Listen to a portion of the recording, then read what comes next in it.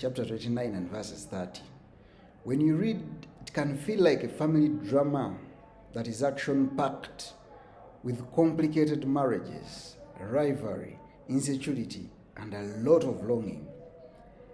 Yet beneath that mess is something much, much bigger. These births become the origin of Israel's tribes. So the future comes from today's choices.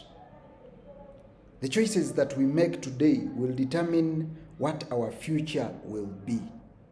When you look at the names spoken in that household, they eventually shaped a nation called Israel.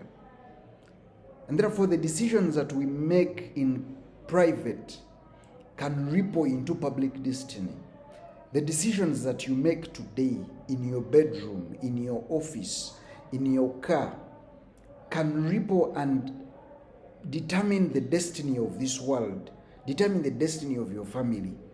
The decisions you make can determine the destiny of your great-grandchildren. Now, I want you to look at the naming of the children in the house of Israel. Many names were not only labels, but they were prayers. They were pains and testimonies. Others were even hopes. When you look at the words of Leah, they reveal both her ache and her growing faith. And yet, in other words, Rachel's words reveal longing, and later as it progresses, gratitude comes in. So in real sense, what they said over their children becomes part of the story of Israel. It becomes part of the story that we live now. The Bible warns us in Proverbs chapter 18 verse 21 that the tongue has the power of life and death. What you say today about your children, about your wife, about your husband, about your friend, can determine a lot about what that person will be. The words you say can plant courage or insecurity. The words you say can become worship, or they can create bitterness. The words you say today to the people around you can become peace, or it can create rivalry within them. The book Adventist Home, the writer writes and says on page 16 that the atmosphere of the home is what the children breathe. Now, that atmosphere that the children breathe is built by repeated choices, the choices of how we speak, deciding to be apologetic in your home, how we handle the conflicts that rise in our home. Now, all these, what we normalize, what we celebrate, what we reward, and whatever nonsense or whatever good we tolerate, children who live around these atmospheres will breathe that. Now, children will forget the speeches that you do, but they will always remember your tone when you spoke to them. They will always remember those small patterns and the priorities that you put across. Now, this is not about parenting, but a generational impact that includes everyone, everything. The students you teach, if you are a teacher, the younger colleagues you mentor in your workplace, how are you mentoring them? How you speak to them? How you approach them? How you treat them? It could be the youth in your church. How do you treat them? How do you talk to them? How do you embrace them? How do you listen and react to their ideas? Because these are the people that watch your leadership. If you're in a leadership position, how do you treat the people that are below you? How do you respond to their queries? How do you respond to their pains and their joys? What about the friends that follow your example? Now, Timothy, when Paul is writing to Timothy in 2 Timothy chapter 2 verses 2, Paul told Timothy to entrust himself with the truth, to reliable people who will be qualified to teach others. So in whatever you do, you should be entrusted with the truth. Let the truth be in you. Let people rely on you so that you can be able to teach the truth. Now, every time you choose integrity, every time you choose patience, you are strengthening the chain of the people that you relate with. But every time you choose anger and deceit, or every time you choose to compromise, you're weakening the chain of the people that live around you. Sometimes you may feel like your life is small compared to what history has. But the Bible in the book of Genesis proves otherwise. Nations begin in kitchens.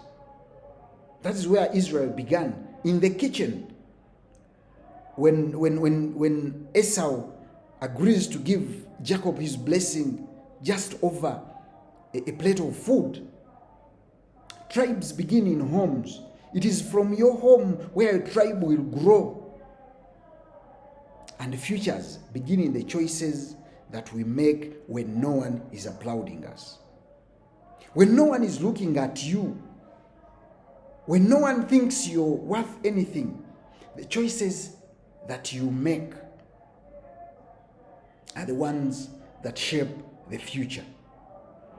So even when your situation is messed up, we said God can redeem and build a strong story from that messed up relation.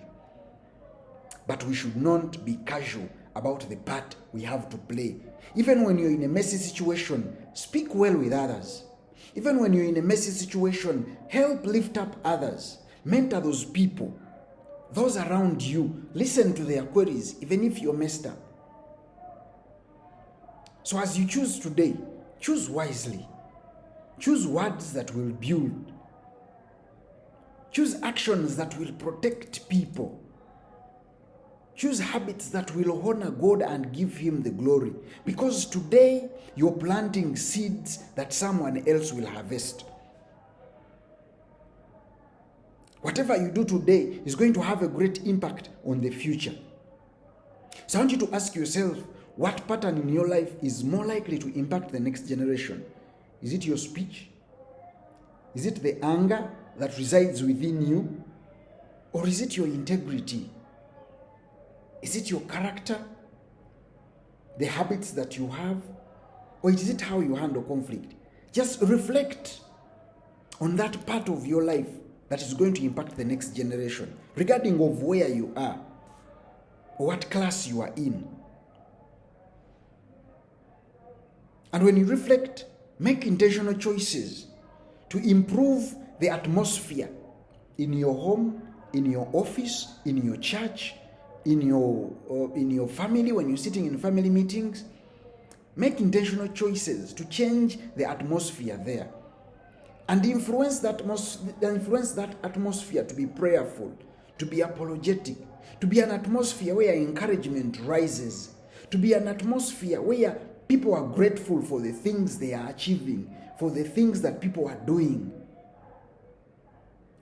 Make it a choice that will create an atmosphere of consistency. These good things, the gratitude, the prayer, the apologies, the encouragement, let them be consistent. Build that atmosphere and let it be a consistent atmosphere. Because your life matters beyond today. The life of the people around you matter beyond today. So help them to remember the words and actions that you do, the seeds that you plant. May God purify our speech when we are speaking to people around us. May He strengthen our integrity for those that we live with. And may He teach us to live with wisdom, where our patterns are healthy and they help bring about change, and our influence can bless people and help them to be faithful. That whatever choice we make will be a choice that will shape the generations for the glory of God. May God bless you, my friend.